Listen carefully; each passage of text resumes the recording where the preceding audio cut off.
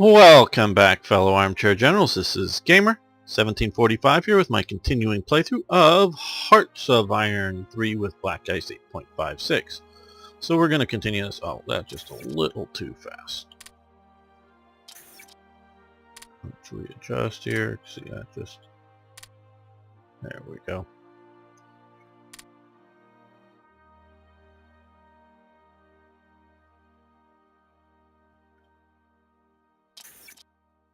End of last episode, you may remember, if you were paying attention, I was having a little trouble, and I rebooted after it, and in the process, some plug-in wasn't working right, and I don't know. I think that may have been part of the cause of what some weird hang-up. The game seemed to move okay until an event happened, and then it sort of locking up wouldn't be the quite. I don't know. Stutter might be better or something. And I thought that last saved work at the end of that episode, but it didn't for some reason. I don't know. But fortunately, there was a save. And, I'm going to double save it here. But there was a save 4 days before autosave, so I went back to that. And since it was an autosave at the beginning of the month, the sort of trigger for the event starting at the beginning of the month didn't trigger right, because that's what happens with autosaves. And so we'll have to redo some of those events. So no big deal, but that's the situation. Okay, stop that. We are looking to get that done in Air Force HQs. Yes, 1 lift float and 2 figure core HQs.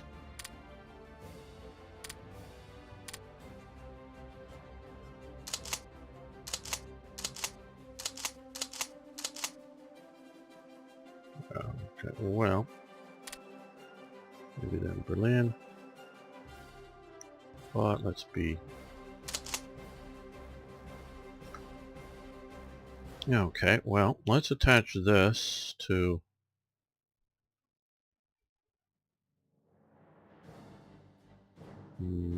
here. That's the problem. So it is in Berlin. That's what we need to know. And this one has too many units attached directly to it. So let's detach.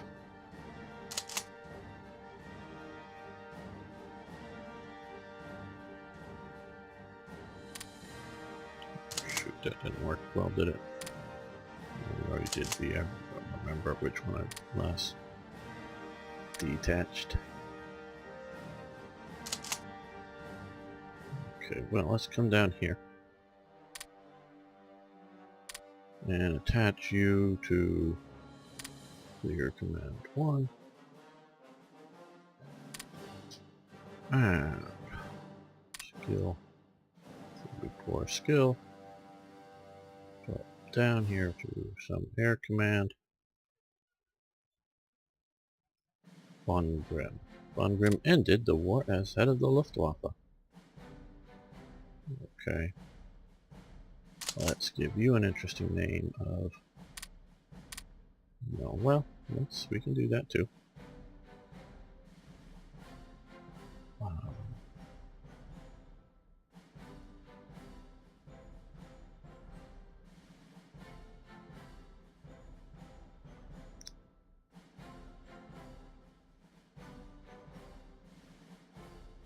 we don't want to do that. High ranking at the moment. And we may change its connected length, but we'll give him and figure core Z.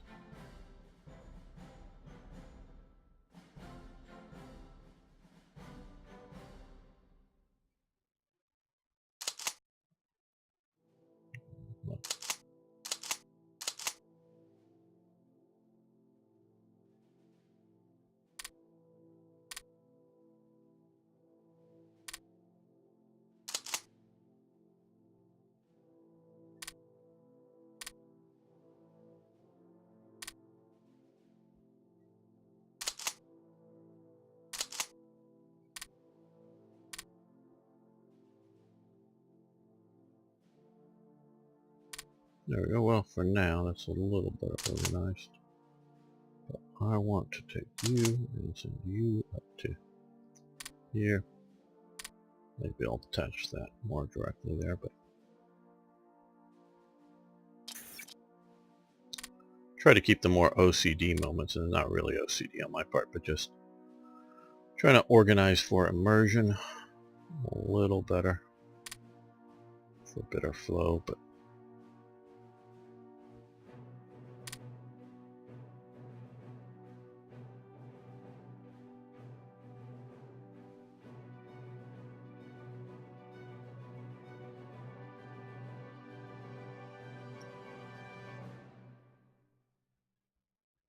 well, I think I have an army right now that's fit to take on Poland.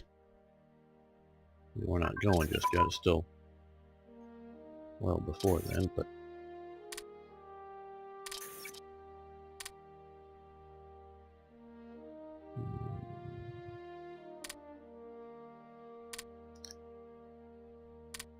and hold off the French. And yes, level 3 for naval HQs.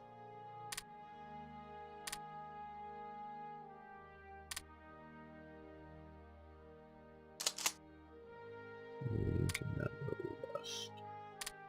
Let's attach him to the North Sea. That's the most west standard command structure we have.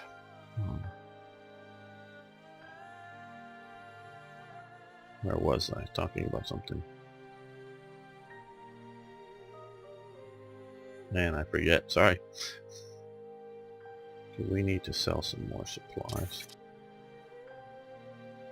Oh, well, it'd be better if we go to the diplomacy map.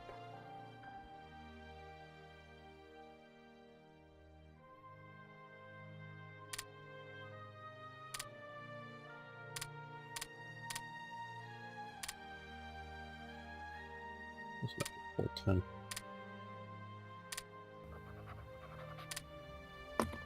Hopefully that will put us a bit more into balance. We still have that. See if we can buy some more rare materials from the Soviet Union. Probably should have sold more supplies. We got plenty of rare materials.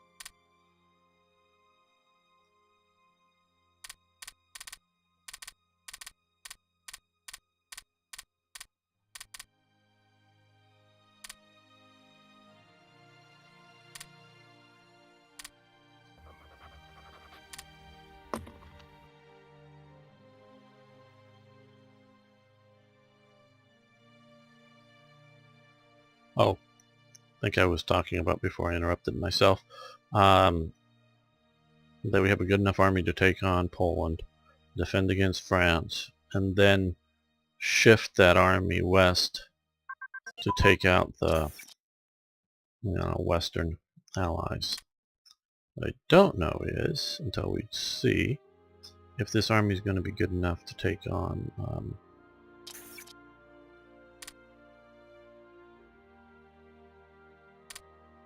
the early Soviets.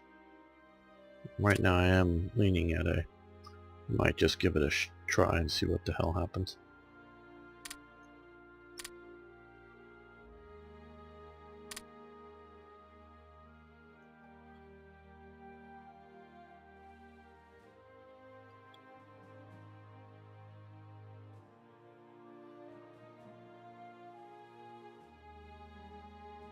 I find it interesting that it's feeling much more threat from Hungary, or at least apparently so, than it is from Germany. Poland, that is. Okay, and range finding equipment.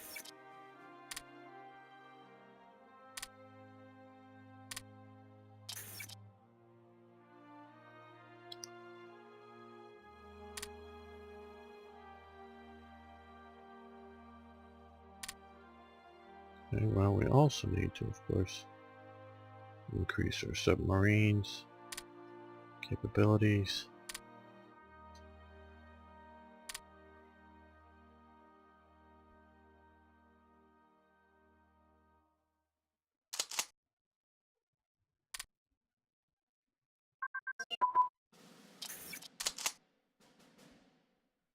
Move you over there. Send you over to East Prussia. Artillery carriage design. Okay.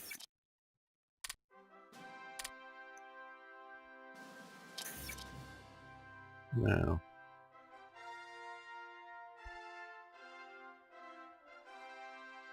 yeah, let's shift more over to submarines.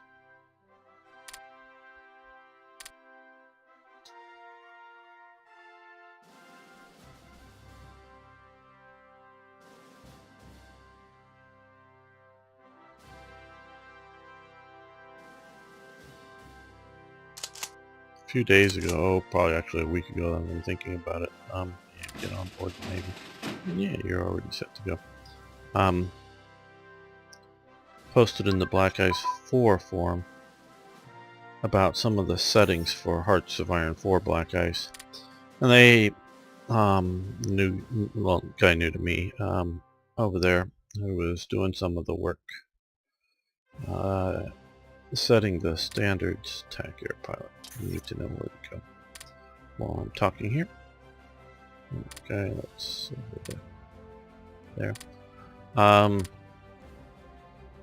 I'd set Germany to a state press. When he replied to me, said he thought them, and they have various, free press. I don't know. There's I think 4, but one of them is a free, one of them is a censored, and one of them is a state press. But there's like another sort of, I don't know. But he had it set for state-controlled press, and I was saying, or no, state-owned press. I go, no, 90+%.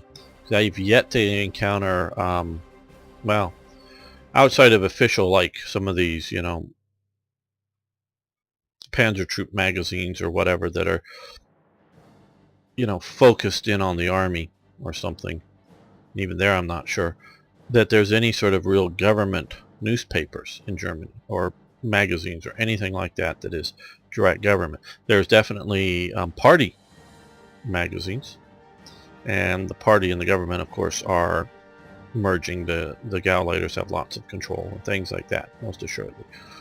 But and so go, but most of the stuff is privately owned. Well, he says, well, so central, it may be privately owned, but it's state controlled. I said no. Magazine or magazine newspaper publishers could publish whatever they wanted, so long as it didn't fundamentally conflict with National Socialist ideas. Now, and this is why I in no way was arguing for a free press,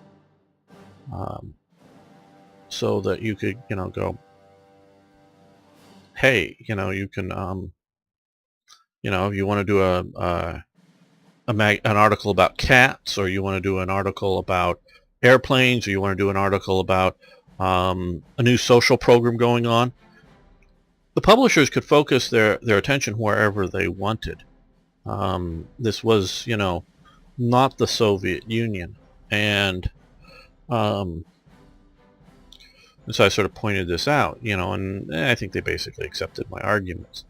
But it just how do I put this? The impressions of what Nazi Germany was, to me, is just is interesting how people perceive it. Another thing they have down is that Nazi Germany is a police state. It starts out as that in 36. I don't know. I really don't know. There was definitely, because there's also sort of a,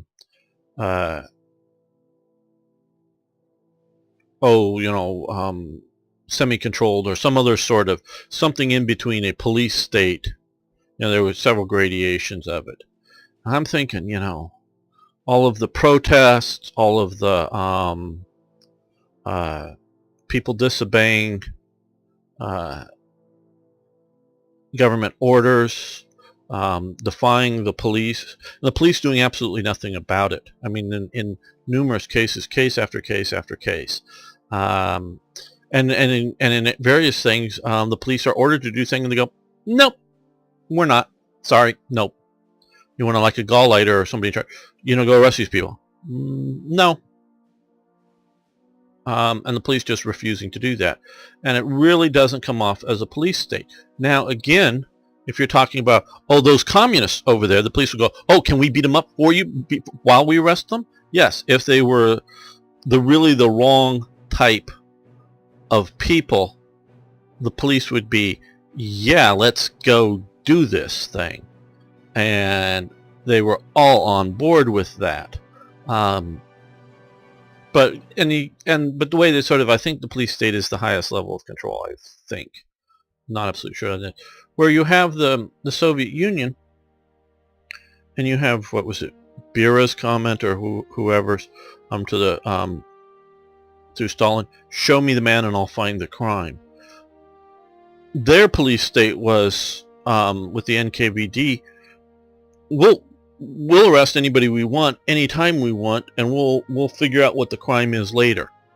And it's a completely different situation. And that's anybody. That's high-ranking party boss that is becoming a danger, or Stalin's paranoid, or just some other power play within the Soviet hierarchy. This is anybody at any time. Now you look at the behavior of the German police or security forces or whatever post the coup attempt against Hitler in 1944, when they blew up the Wolfslayer and such, and tried to have the coup in Berlin. They were going around and arresting everybody. And see, this is what, and so some of it's judgmental, I know, and they probably wouldn't believe it, so I didn't argue it. But you have Heidelberg, or Gaudler, whatever, or is it Dresden, or no, Leipzig? I think it's Leipzig.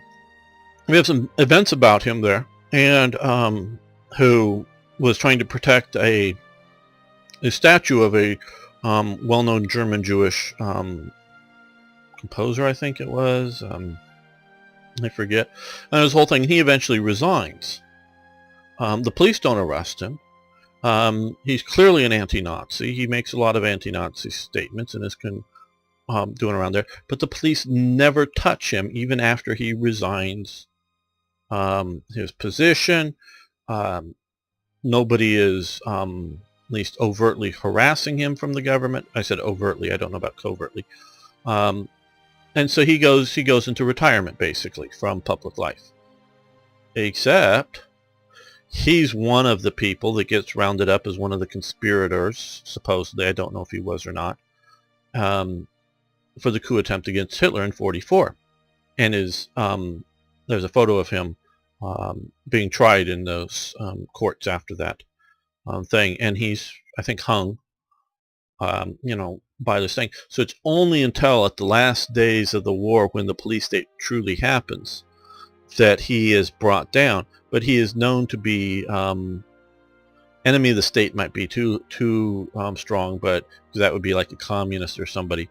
But he is an opponent of National Socialism for Germany, and he's very public. I'm not saying in post mayorship that he's running around doing a bunch of things, but everybody knows this, that knows anything about him. So it wasn't even really a police state, though they had a complete police apparatus in the police, in the SS, and the SA that I'm trying to show you here. So it's really sort of a weird thing that I get with people's impressions of what the Soviet, or what Nazi Germany is. They often, I think it was the Soviet Union, or they see it as, in its most extreme form, as it's losing its grip on control, that it's, generally in losing its grip on consensus, that it's just tightening its grip so hard, so much, that it's, having all the problems. And then this is what I'm sort of thinking is yes, the player can make the judgment on, there it is, oh well, wasn't it?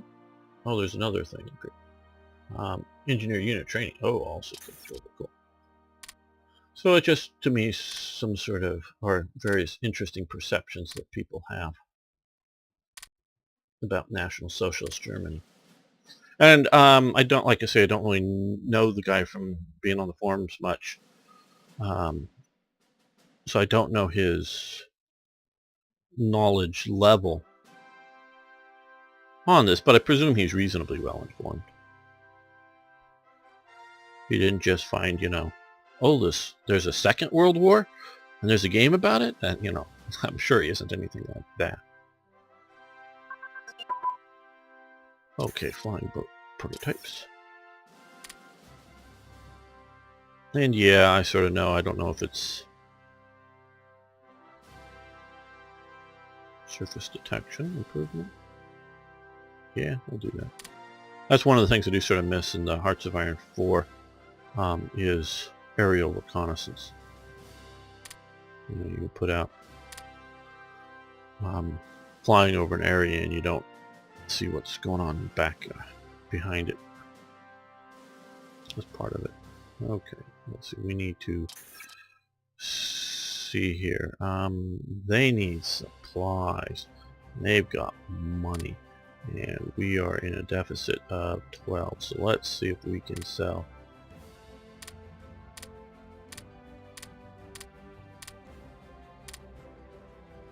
$40.15 to the source.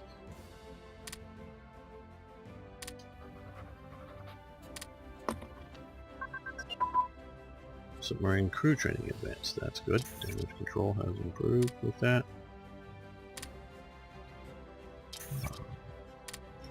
We have been improving the submarine techs here.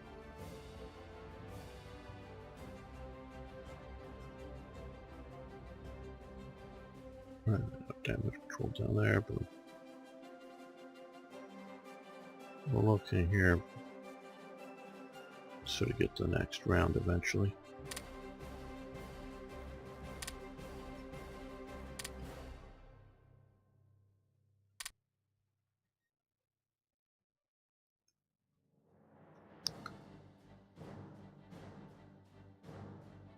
That's another thing I really like about the money. No. Fine. No. About Hearts of Iron 4, which you can't do here, is just noticing by increasing some of these submarine techs, they increase building costs, which they should. Better, more complicated submarine takes more cost to build. And yeah, I don't know that you should try to flood the zone with a bunch of substandard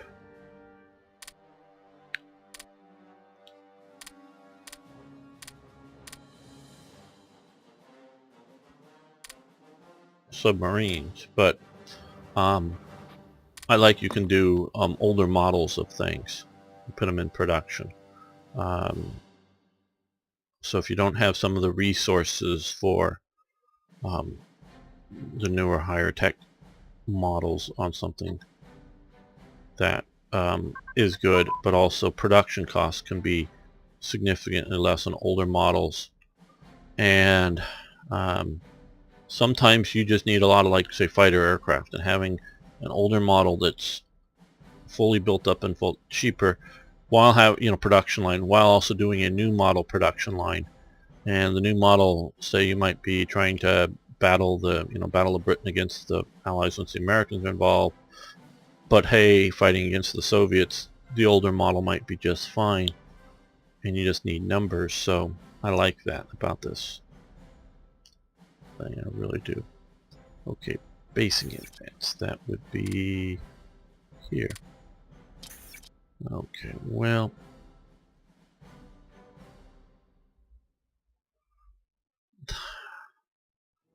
yeah, they give some events and things. I don't always really sort of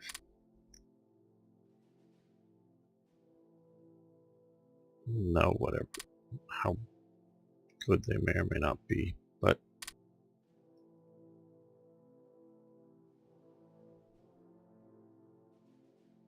I think we're going to do that. Push that little head Android fire unit combined arms.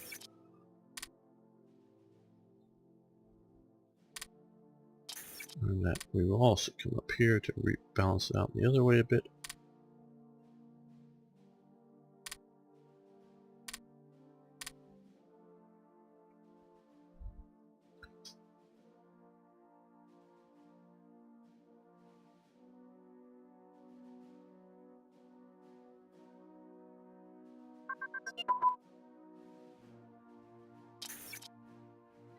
Okay, rocket artillery. That is good, and yes, we'll do the ammunition for it, even though we don't have any in production just yet. Okay. Reorganize the Luftwaffe command structure. Okay, I guess so.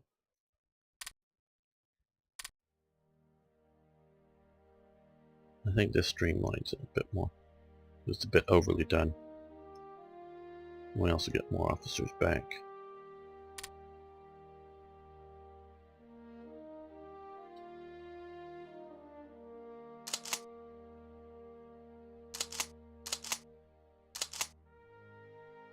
Okay, well,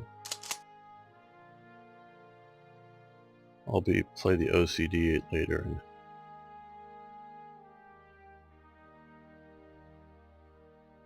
okay,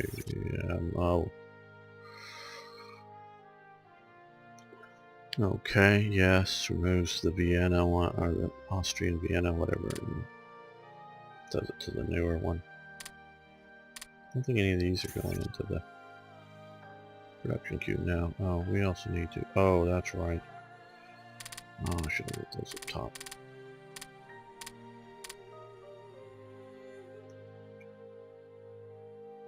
Yeah, that would have been better.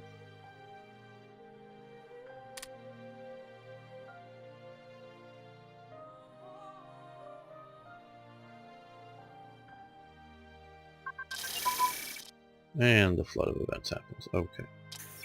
Well, that was direct fire command control events. Good. Okay, we're mostly getting now. Well, that's already in 39 there, so we're gonna stop that one as well.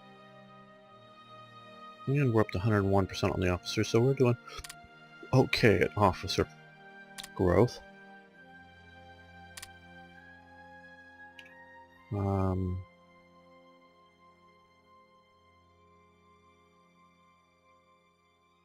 Let's do that.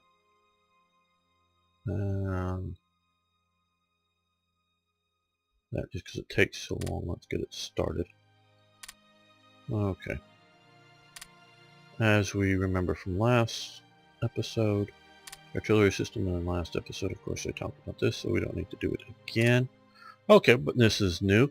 The Iranian ambassador, Hassam Isfahandri, chairman of the Iranian parliament, and Musa Nuri Esladrandri, which is similar but just spelled different, Iranian ambassador to the German race, meeting Adolf Hitler. The Fuhrer shares his anti-Christian and anti-Jewish views with his guests. The press, they press the case for the Iranian people. They, the ambassadors, are true Aryans. So this that I believe is Ribbentrop, but I'm not sure. That could just be in it. No, I don't think it's Ribbentrop. Sorry, I don't. I'm looking at the face better. I think he's probably just a translator. Make sure it goes right. I doubt. The ambassador probably spoke German. The chairman of the Iranian parliament, I could see that maybe German may not be a language that he's familiar with. So obviously this meeting happened. That's a nice photo of it. We can do or not do it, but giving you the choice. You don't want to improve relations with Iran. This is all part of Hitler's outreach to the Arab world, as well as, unlike the Arabs and the Turks, this is part of Iran's push that we are Aryans to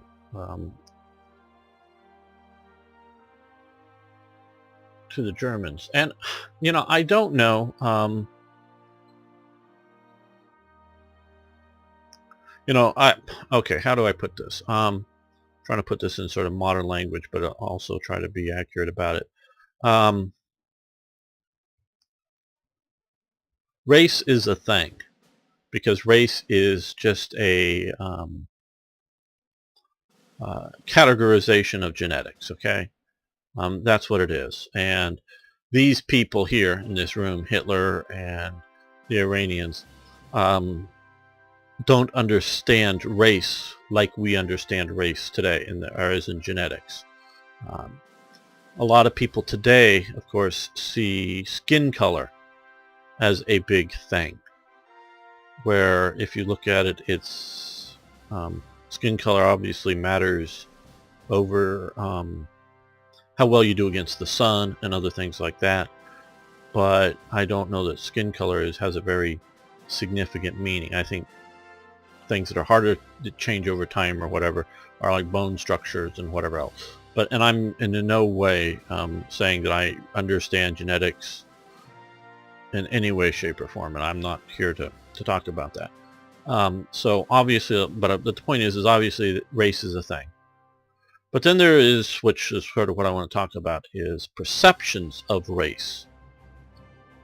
And in the past, definitely in the 19th century, in the 18th century, and before, race was as much about culture as it was about your genetics.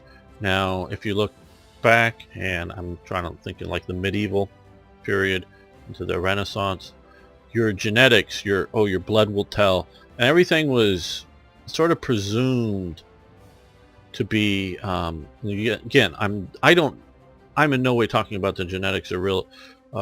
What really does here, I'm talking about people's perceptions of it through time, which I do feel somewhat qualified to talk about. Is so people saw your how smart you are or whatever as being a genetic thing. Well, if you look at that now, what we do know is often you get people that may, to some people, appear dumb is because they don't have a good education. And it doesn't necessarily mean a good education at a university. It just means a good understanding of the world around them. And so, and how, and also how they understand the world. Not do they understand the world, it's how they understand the world. So race is sort of, so you'll find people talking about the British race. Well, I personally, I'm not going to dismiss genetics and all this, but I think the greatness of the British race is not a blood group or a blood type or a genetic setting. I think it's a cultural setting. It's a cultural viewpoint. And because being an American, I come from a genetically British Isles background. But I've known so many other people that are from other parts of Europe that, shall we say, think and act like an American that's, is largely from a British background, as well as peoples of very different race that have adopted American culture, the American culture. And there's different shades and varieties within America, different shades and varieties within, especially as I'm not as familiar with here, they've kept more of their subgrouping European heritage in a lot of these cities in the East Coast, where I'm a West Coast person, so it's very different. But so I look at that, and I look at the Great American Experiment, and I see thriving situations. So I don't think it's purely based on a race, that somehow British racial or genetics are so much different. Oh, I don't know them. Polish. I think it's Poland is sitting here with Russians, Germans, and Magyars, and all these other groups, Ukrainians, Lithuanians, and they're all spending all their time trying to defend their, shall we call it, tribal territory. from these other groups, and so that's what all their energy is going about doing. The Poles, they don't have a good mountain range to defend them, or good clear rivers to defend their bit of territory or whatever. So the British sort of kind of have this island situation here, and they were able to use that as a buffer zone, and their culture developed in such a way that allowed for great, huge achievements. So that's sort of, and then I see that translating into different colonial things, and then I very much also examine, and I know I've talked about this before, post-colonial countries based upon, in Africa, based upon who were the colonial powers, and how some colonial powers, their countries invariably do dismally, even if they're an East African country, and then they also have a West African country. They're both dismal. Portuguese, sort of, to some degree, that would be on two sides of the continent. So it isn't like, oh, well, they just happen to colonize X local group of people. No. You look at, I think it's who colonized them. So I think it's cultural attitudes, and some of that translated through. Okay, so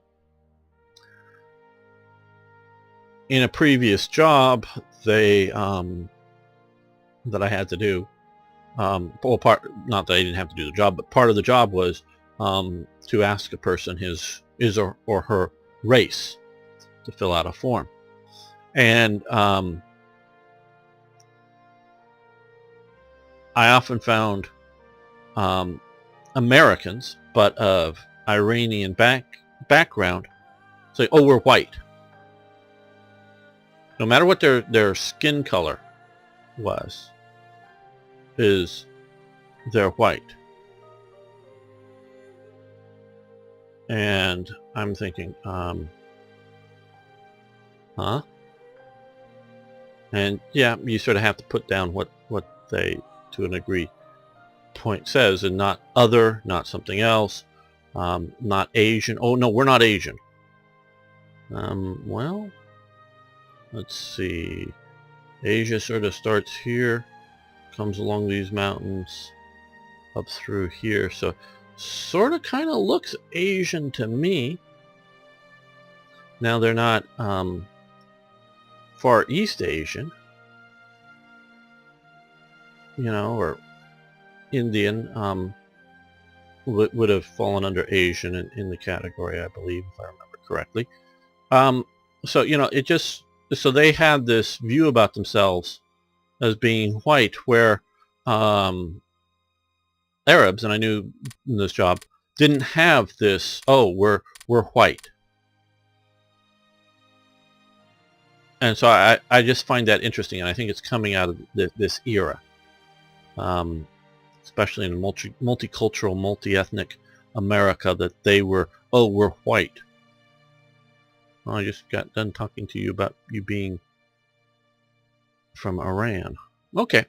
But it's their sort of their perception. And so I don't know whether these Iranians here see a difference, because they're trying to call themselves Iranian is simply their version of, or spelling for, Aryan. You can look it up. It's a little more complicated than that, but that's fundamentally what it is. Do they see a difference between, oh, we're Aryans, like the Germans. Oh, but we're not the, I don't know what, the Latins or Celts, because, or Gauls, or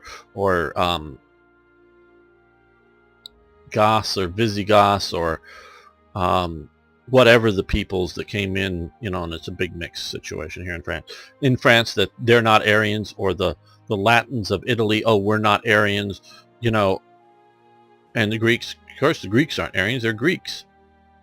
So do they see that, these ambassadors, and are they really trying to claim Hitler's Aryanism, or is it just claim European equality? So I don't know. And this may sound like a strange conversation, but that I'm having with you here. Obviously it's a monologue, but it's just interesting the way that they're trying to sell themselves. So, and I don't know, I have no idea, and I've yet to run across any good reference of what Hitler and his crew thought of the Iranians. Whether they're going, oh, good your Aryan brothers of ours, or yes, yes, yes, just be our allies against the Christians and the Jews. I don't know, but that's the sort of the two groups here. Yeah, I know we sort of wandered off track a little bit, but I find it an interesting meeting. So this improves our relationship a little bit by Iran. Okay, we've already done that event before talked about. Okay, this is, I was talking to you earlier about Dr. what, Turner? Or Tuner? Sorry. Um, Franketsky, is that Frank? I don't know. He is the flag's youth group leader, and this founder model on Hitler Youth. And he then becomes, whether at this time, I don't know, this is just more of an informative, and we'll see some stuff later, the sort of youth leader for Bohemia and Moravia. Setup. Okay, and we've done that before. We've done that before. Talked about the grenade throwing event, a little bit of small arms training.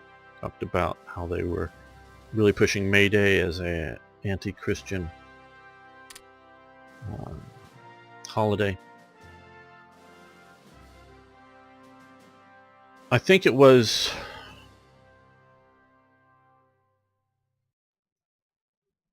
May 1st. I think it has to be May 1st, 34. It was either 33, 34, for sure by 35, but I think it was 34, because it was like the first real May Day. Not if, because I don't know exactly. Sorry, again, I haven't been looking at it too closely and don't remember the date. Hitler comes to power in 33, but I think it is sort of summer or later.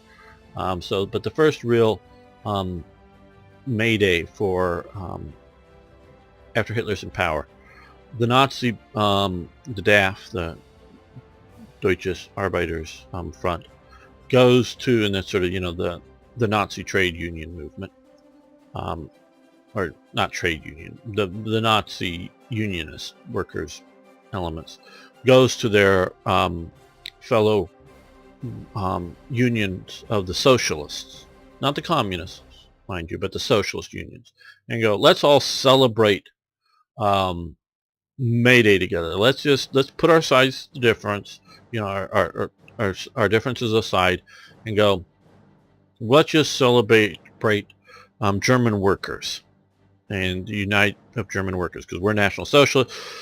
You're a socialist.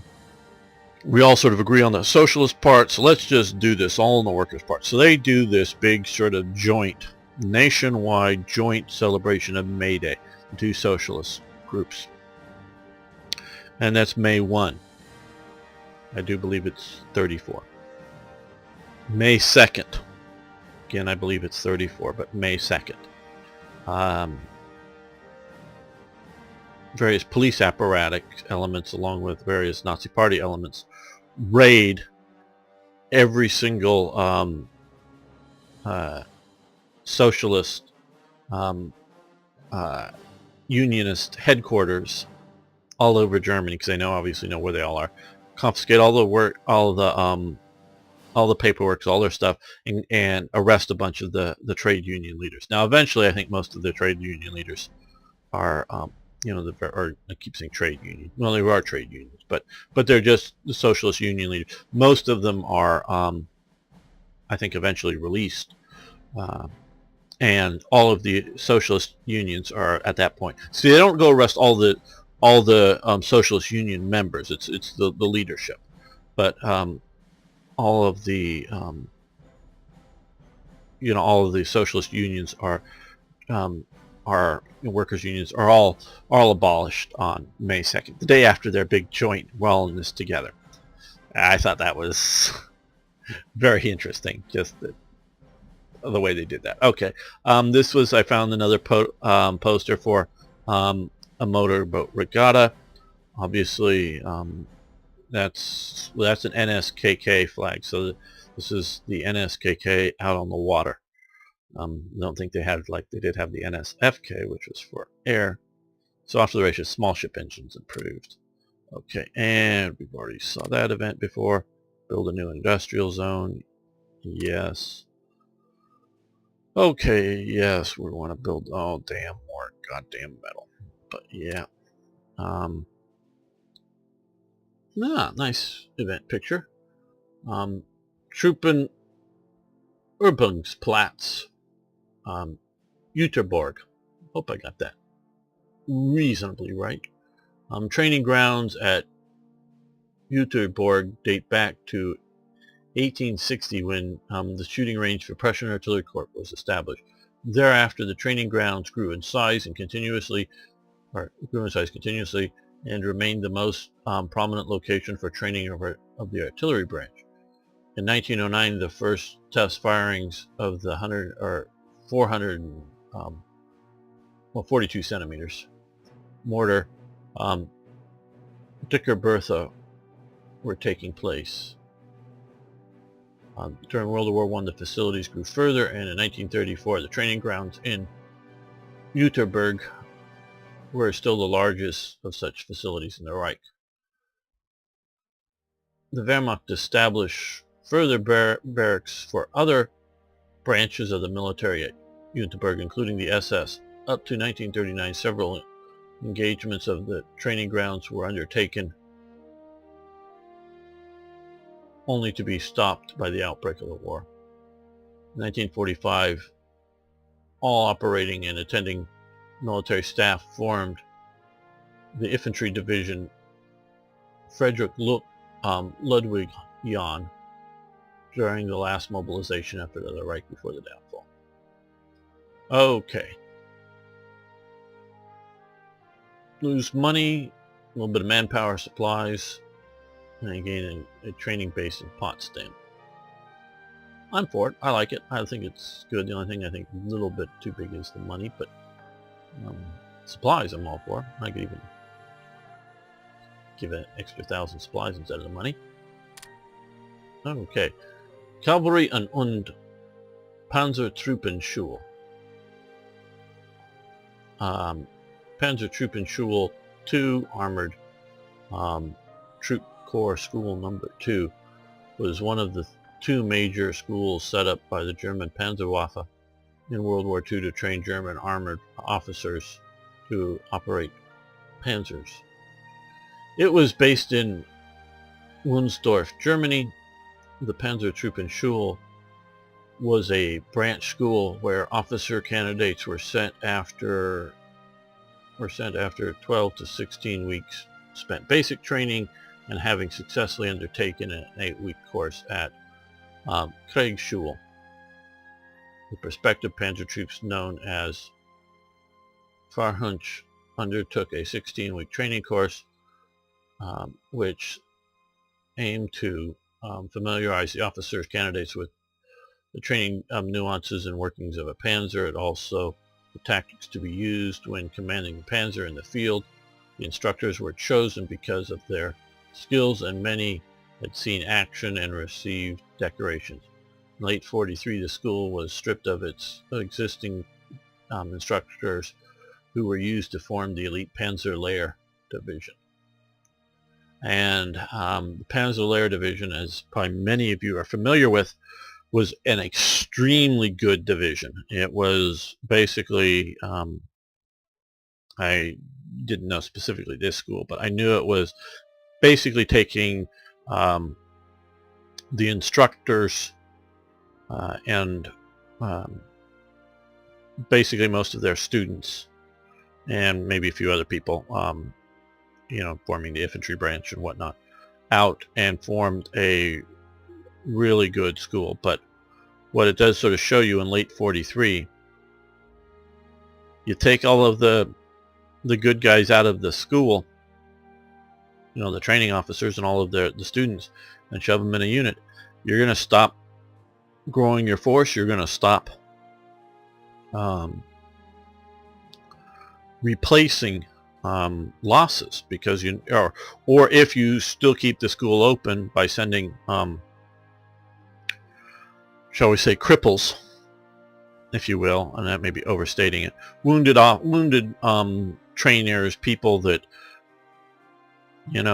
for whatever reason, from wounds or something else, that this is 1943, you still got a year on, almost a half of the war to fight, but people that have the experience back in to sort of restart the school up, to do replacements. It's, you know, you can do that, but it's not going to be the same school. Don't know that they did that. Don't know the history of training post that time period, but it's obviously detrimental. Now, so this isn't something that, for immersion, for coolness, I like the idea of having Panzer Division formed, having it on the map, but I also don't want to have it wreck the training facility. So I've often thought, and you could, and I've thought about this, what if Germany is doing reasonably well? Maybe it's holding, it's holding the line on the Eastern Front, but it's holding the line, out here, or maybe out here, or maybe even the Soviets have surrendered and whatever. But so it's still, and it's still fighting, and Italy is still in the war, because late 43, Italy's out of the war. They're fighting up in the north here. Oh, well, but I mean, they control the north, the RSI, but Italy is surrendered by that point. So, but let's just say the Allies are doing well. Would you not have formed Panzerlehr?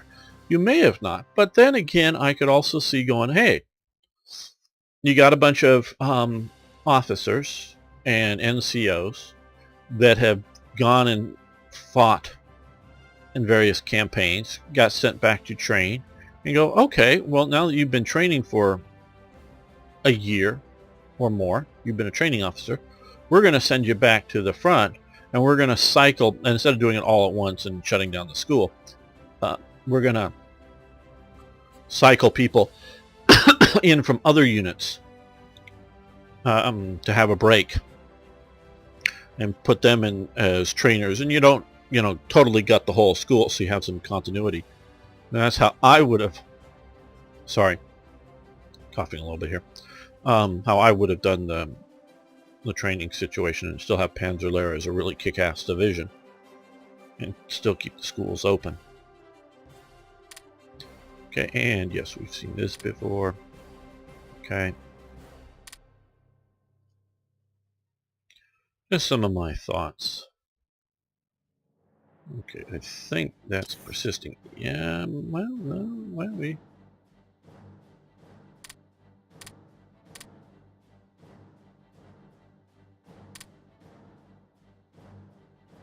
are producing more supplies than we need, but that's jumped up a bit.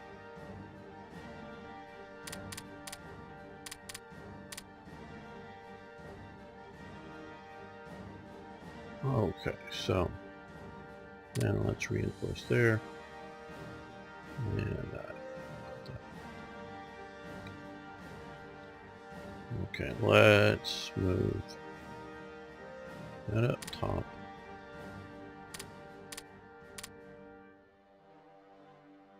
Oh no, let's even move that down there. But yeah, okay.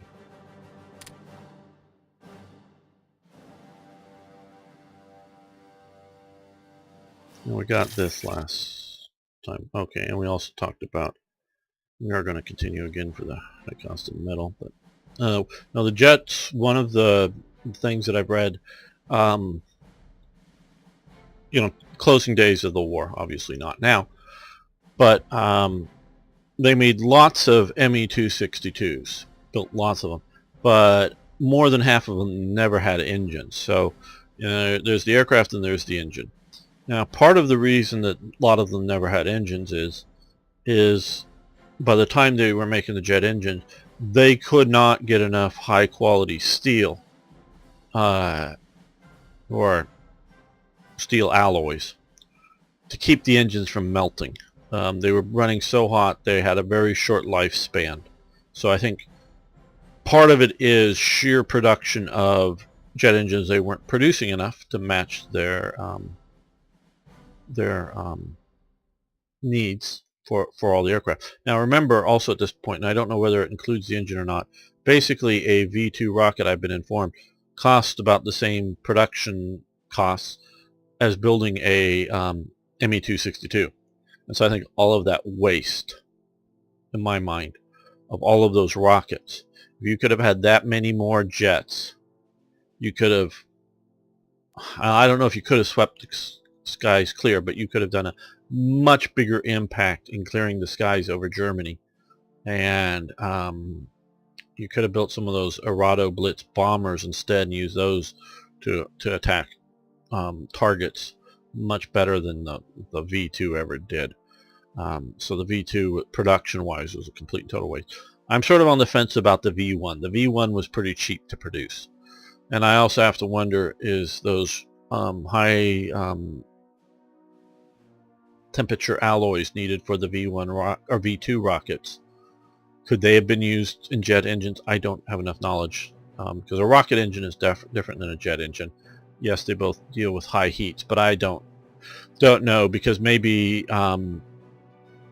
you know, by the time the engine is, you know, emptied its fuel, who cares about what's left of it, you know? So if it's mostly getting ready to collapse, where the jet engine you want to function longer. So I don't know, but they don't. So the metal here is reasonable, but that I hate to lose more of it right now, because you're burning through a lot of high quality steel to make these test jet engines. Okay.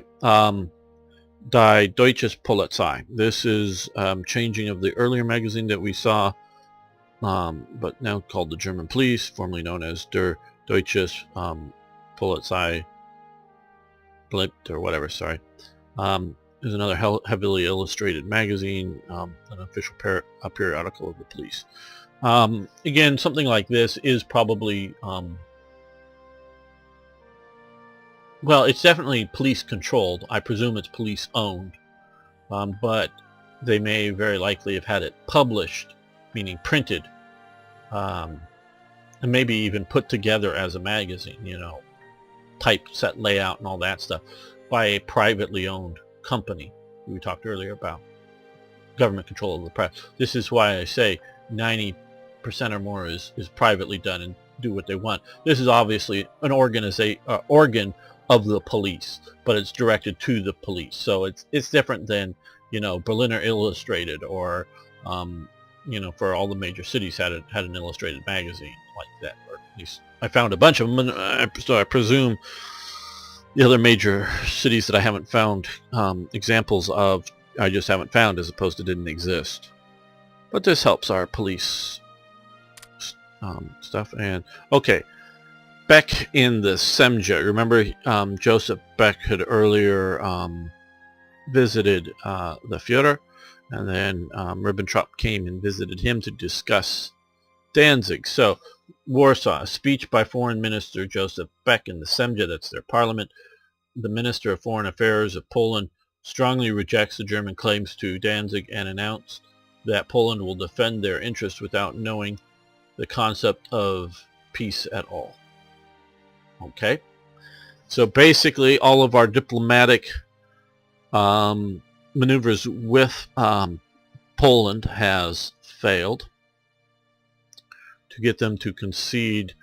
Mainly it's over the Danzig corridor, but so will there be peace or not? We've already discussed that before. Okay, government. Okay, we want to do, yeah, money. Hope that comes off. And we've looked at mag before, so we're going to build that.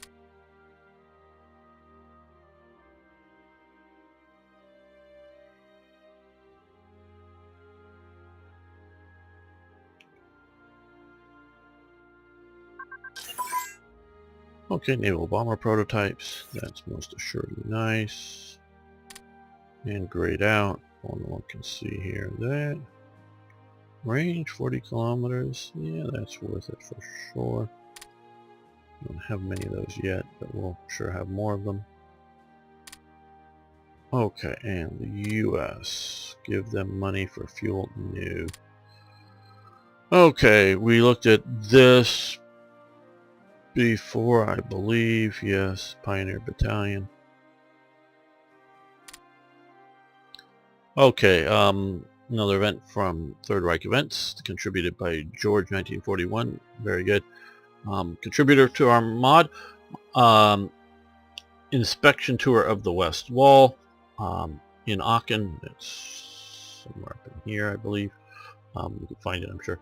The Fuhrer begins the inspection tour of the West Wall, continuing for 5 days. So you can see there's the Fuhrer in his white coat in this one. Look, talking to some generals. There's his motorcade. That's what was following behind the Fuhrer as he's going around.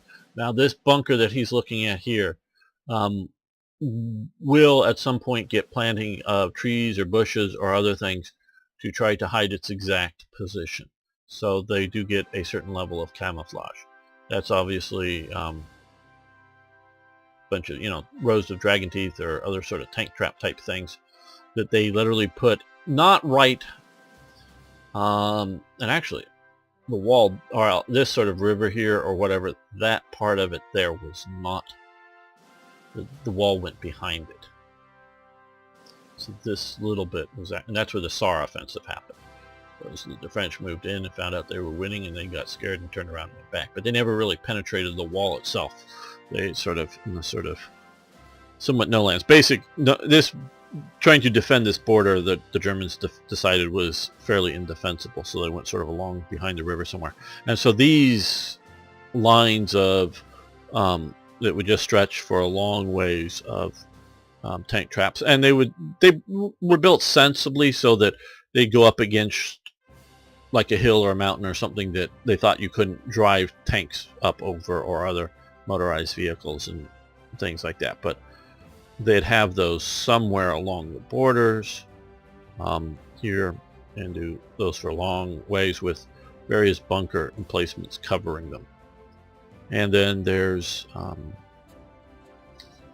see, that is an SS waiter there. You can sort of see right there a little bit. You can see his hair, his head. That's Hitler.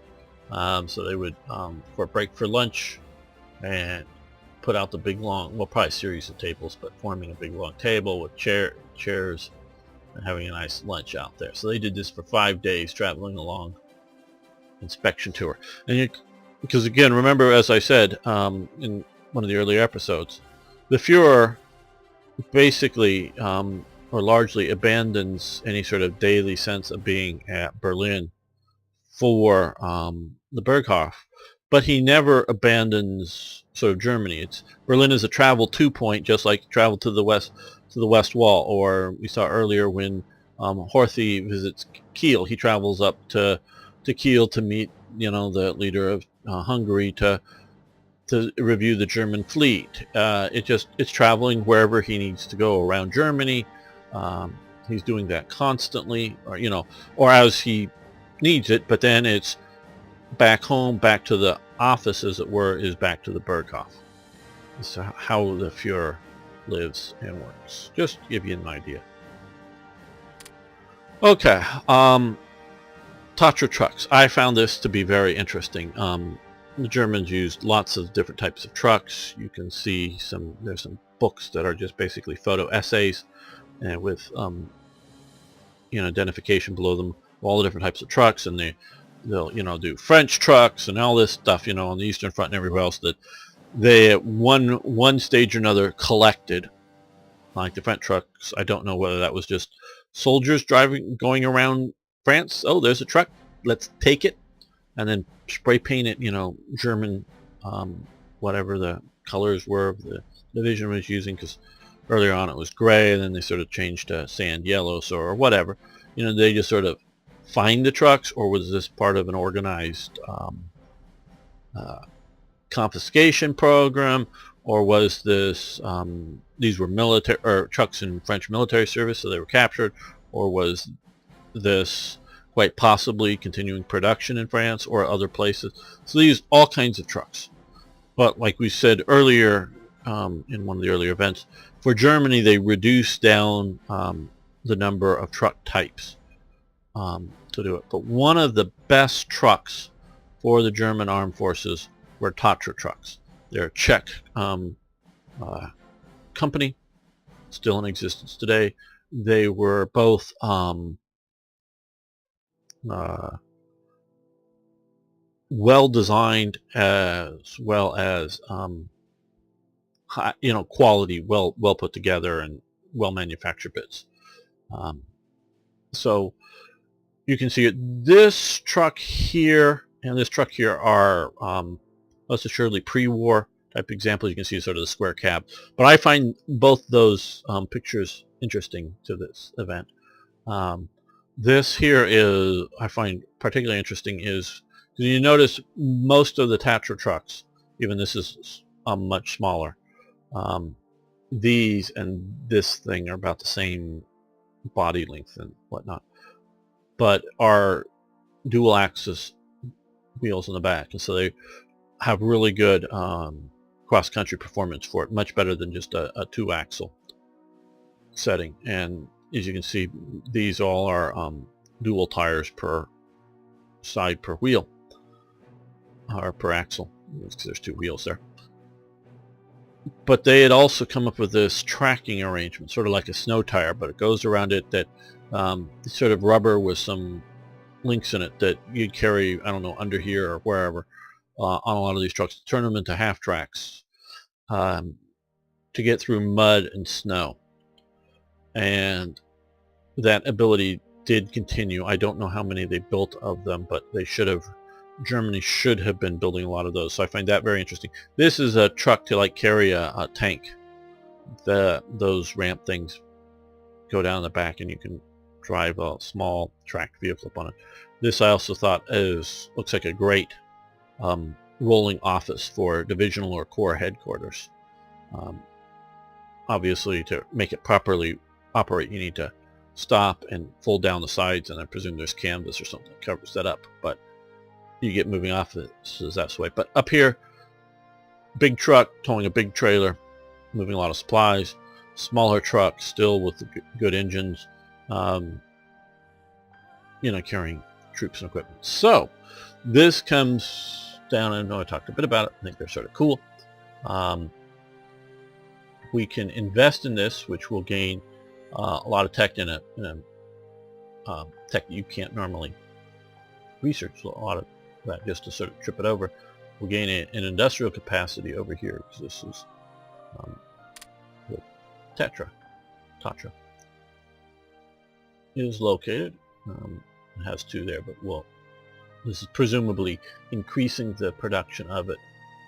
We'll obviously have to pay for it and get a little bit extra in some of the other stuff. But what this will do is, I think we can see that here.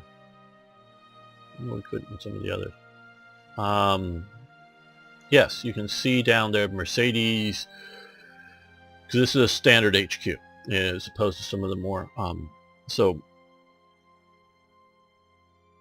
these, and I'm not going to go and to add to all these specialized HQs the ability here, so, but should be done, but I'm not doing it. Somebody might want to volunteer to do it, but it's obviously a big pain in the ass. But for all standard created HQs for Germany, we already have the Mercedes staff car, which makes it a little bit faster. And then you see below that the Tatra supply trucks. The supply trucks and the sort of rolling office I look at as sort of combined with the extra staff cars that will increase the speed of our HQs. So we're going to do that. So all of that sort of rolls into benefit. Maybe a little overpowered, but you only get to do it once unless you're going to completely cheat.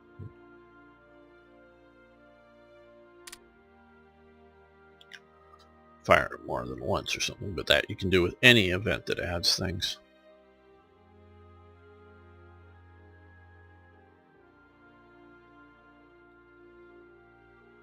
And this also sort of shows, and they made significant numbers, and actually I think that smaller truck, maybe that or a different model. The Czechs developed after, give them money for fuel, decline.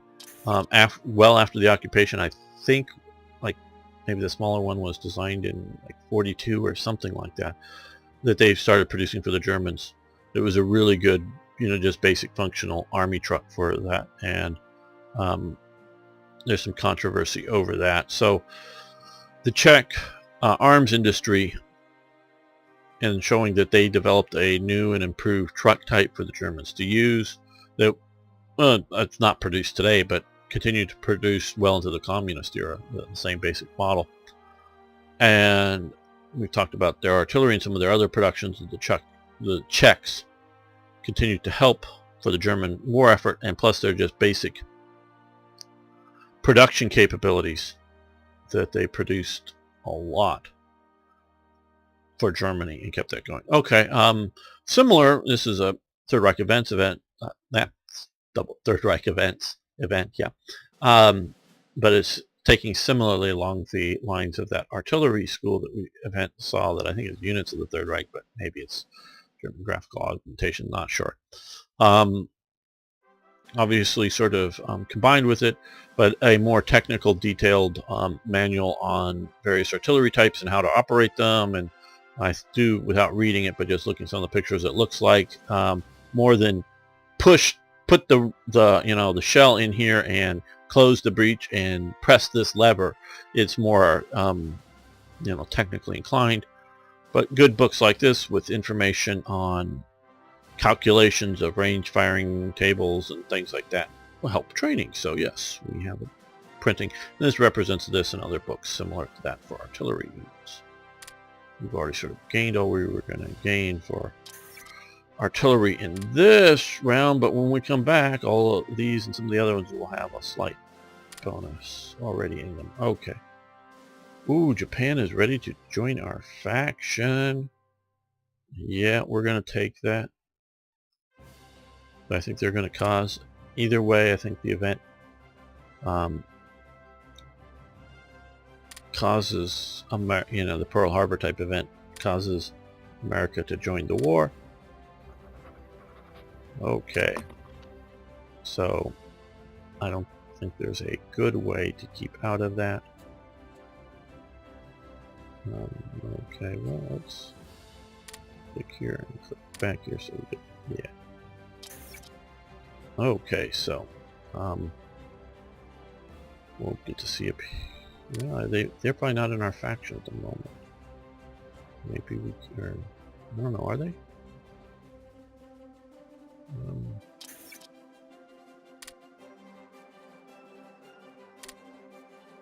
Well, looks like they oh, there they are. Okay, so we've also got in Manchukuo and Meijing. If we want to see the various colors, so they're now in the Axis and doing, well, fairly well against China. I believe that's Chongqing there. May not be quite ready taking it, but hopefully all of that is supplying Japan with good production resources and things like that. Okay, and we now also have the tripartite effect, which affects us, Italy, and Japan. These affect, because I wanted, and this is part of, I wanted to stack for multiple reasons, so that we can come down here and see both of these are in, because in standard black ice, you lose the pack of steel for the tripartite pack. And I think it's coded right, only Italy and Germany get the pact of steel benefits here,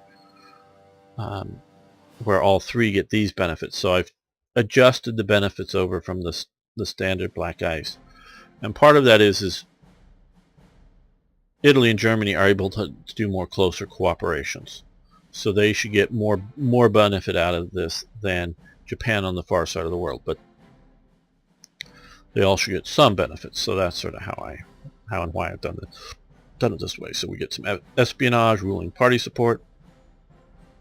Ruling party support is, it's for everybody, but it's as much for Japan, as they're not alone. They've got real proper European allies that are supporting them, so they don't feel like they're some pariah in the world. Okay, so that's good. Now, this is an important thing. We talked earlier about how German Jews could leave Germany, but generally speaking, um, they couldn't take much with them. So, this is the St. Louis, Voyage of the Damned. The St. Louis set sail from Hamburg to Cuba on May 13, 1939. The vessel under Commander Captain Gustav Schroeder was carrying 937 refugees seeking asylum from the Nazi persecution. Upon the ship's arrival in Cuba, the Cuban government, headed by President Federico Laredo Bru, refused to accept the foreign refugees. Although passengers had previously purchased legal visas, they could not enter Cuba, either as tourists, laws relating to tourist visas had recently been changed, or as refugees seeking political asylum. Prohibited from landing in Cuba, Captain Schroeder took the ship and its passengers to Florida. It is not known why Schroeder did not proceed to the Dominican Republic, whose officials at the Evian conference in July 1938 offered to accept 100,000 Jews. He should have gone there, of course. Some of the historians recount that on June 4th, 1939, Schroeder believed he was being prevented from trying to land St. Louis on the Florida shore. Schroeder, did I skip something? No, I did. Schroeder said he circled off the coast of Florida after leaving Cuba, hoping for permission to enter the United States. At one point, he considered running aground along the coast to allow the refugees to escape. He was shadowed by U.S. Coast Guard vessels that prevented such a move. The U.S. Coast Guard historians maintained that the two cutters involved were not ordered to turn away to St. Louis, but detached out of concern for those on board. Ultimately, the United States did not provide entry for the refugees. And so there's a picture of the St. Louis. There's a picture closer up of the refugees standing on the side of the boat. That is sort of a log commemorative book from the St. Louis. And of course, this they see good sense is from the Nazi perspective. The Nazis, because this wasn't a handful, a few at the time, this was a massive, 937 people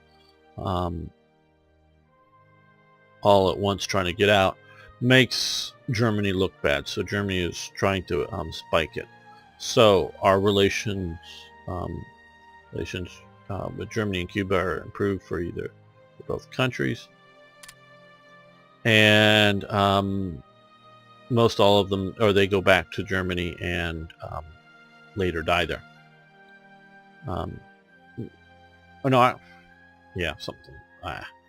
Most of them die. I think, or maybe they went to France or something like that, and then later got scooped up. I'm sorry, I don't remember. I agonized, literally sort of agonized over that event and some others. Do you put later information? Maybe I should, what the fate of these people were. This is obviously as far as they knew in 1939. But this is obviously not the end of the story. So this is a very shameful event for the U.S. that the U.S. prevented them from landing. I know the Coast Guard said no, they weren't there to prevent them from running aground or trying to smuggle themselves aboard. Just they're trying to protect them. Yeah, but while this was going on, they were radioing back and forth, asking for proper permission to come in and land into the port to let the people off, and the U.S. government said no. So whether they would have actively prevented a quote-unquote illegal landing, and letting the people ashore or not, I don't know. But and sometimes, truth be told, with the American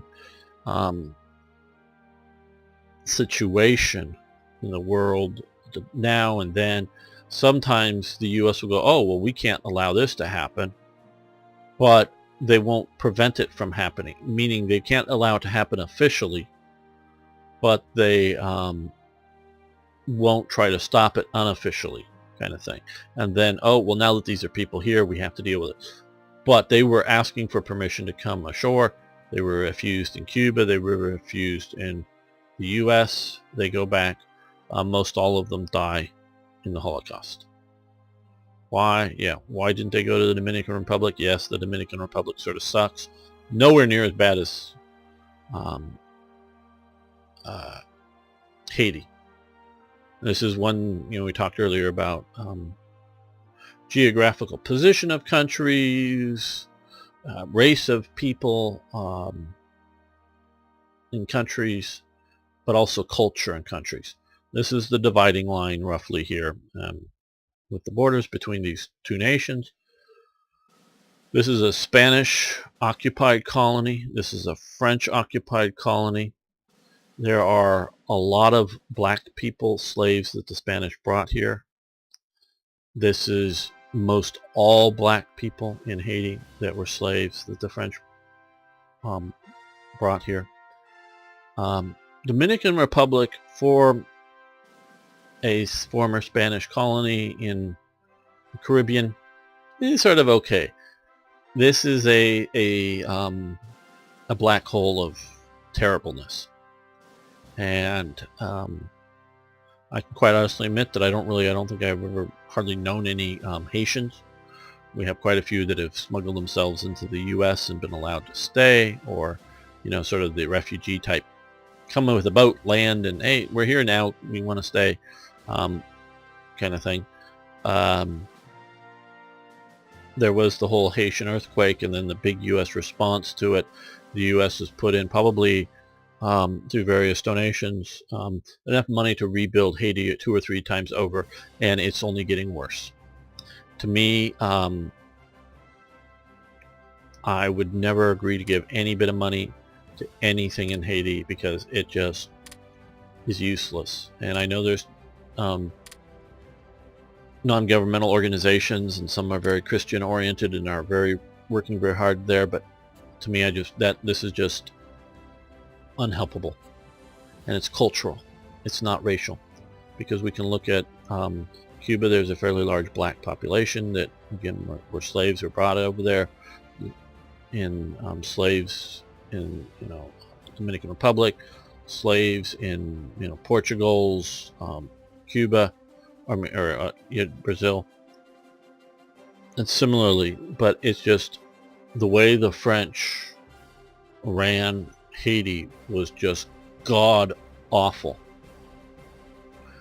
and it didn't help when the French Revolution came and they sort of translated some of that revolutionary viewpoint into Haiti. But even there, it is just god awful, and it just remains to be god awful. And unless you're going to come in and invade and control every single bit of that country and slowly over generations re-educate people. I'm not saying putting them into some sort of Nazi type or communist, or maybe I should say communist type camp and do re-education camps. That's not what I'm even suggesting. I'm just simply saying bring in new school teachers. So when kids go to school, they get taught differently. Bring in the other organizations and that kind of thing, that yes, people could theoretically opt out, but no, I'm not saying lock people up for bad thoughts. Nothing like that. If you lock them up for a crime, sure, an actual normal crime, yes, but I'm not saying like re-education camps or anything like that. Just over time to adjust their culture, and it's going to take generations, and that's the only way. Talked earlier in another episode about you could be in Star Trek type future, and Somalia will still be just like it is unless somebody invades and reorganizes it, and over the generations corrects it. The same with Haiti. It's that god awful. So when a hurricane hits and smashes that up this island, I'm never feeling want to give money to the Haitians. Give it to the Dominicans. Yeah, they're all right. They're and again, it's not a racial thing. It's a cultural thing. This is a former French colony. This is a former Spanish colony. Very different. But even still, the Dominican Republic the republic sort of sucks. But I don't know whether it was the lack of this sort of sucks as a country. We want to try to get to the U.S. or whatever. But they should have come here because it ain't that hard to get over to here. And once you're here, you're sort of in the U.S. So, you know, that's the sort of realities of the situation. And if you look at it in modern day, yep, but I think it's culture.